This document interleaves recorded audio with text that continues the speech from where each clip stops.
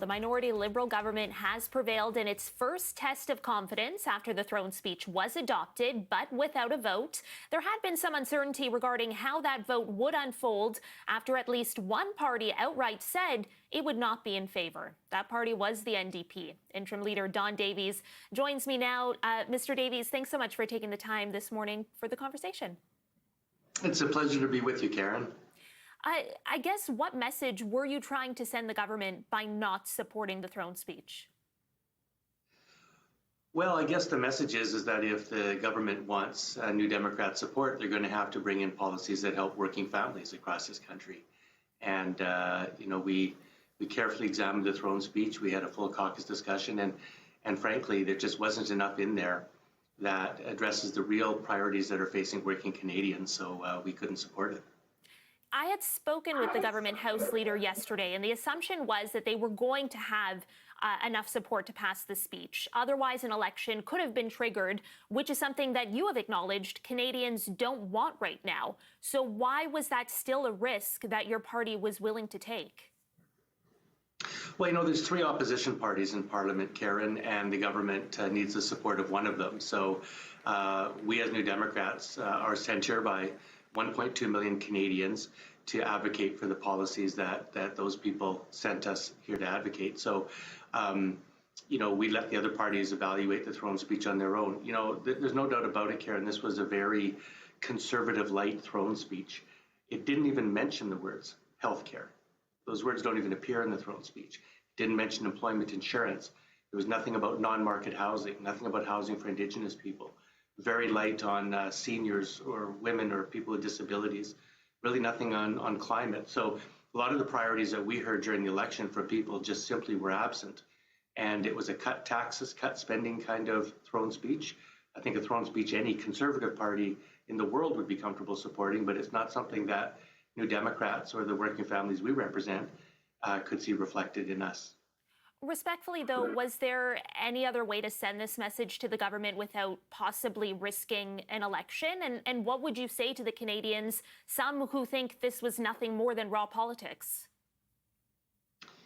Well, we're a party of conscience. We're a party of principle. We always have been. I think that's something that New Democrats want us to be in this Parliament, to reassert ourselves as a traditional New Democrat opposition. We'll support things we believe in. We'll oppose things that we don't. Will be the conscience of Parliament. And in this case, no government gets a blank check, Caryn. Liberal government, no government really is entitled to the votes of opposition parties. They have to earn them. And so in this case, if a throne speech doesn't reflect any of the priorities of the other parties, and I think it's the job of government to reach out to other parties in a minority and ensure that there's conversations and that their policies are reflected. And if they don't do that, then they can't very well expect they're going to get the support of those parties. So as it turned out, there was no election. The Bloc and the Conservatives supported the Liberals, and we were allowed to express our position. People don't send us here to rubber stamp things, Caryn. They send us here to vote according to our principles and policies, and that's what we did. While I certainly take that point, I do ask this with great respect. Why does the government need the NDP? Like, the Conservatives have signaled that they will support the Liberals on certain policies. The Bloc have gone even further to suggest that they'll prop up the government until we have a deal with the U.S. And so, respectfully, why would the Liberals even need NDP support? Well, that's a good question to ask them. It is a minority. They have 169 seats and they need 172 votes. So there are three potential balances of power in this Parliament, you're right. The Liberals can count on any one of the three parties, depending on the policies they bring forward. But if Mr. Carney is going to bring in a conservative-type throne speech, then he can expect that the Conservatives will support it and the New Democrats won't. But he's not entitled to our votes, like I said. We want to build affordable housing for Canadians. We want to create good jobs with good wages for Canadians. We want to strengthen and expand our healthcare system, make sure Canadians can get access to timely medical care. We want to see that Canadians can get mental health services, which they can't get currently under our healthcare system. These are the kind of priorities that we want to advocate for. And if we don't see those in a throne speech, then we're not going to be able to support it. And I think that's the message that we sent last night.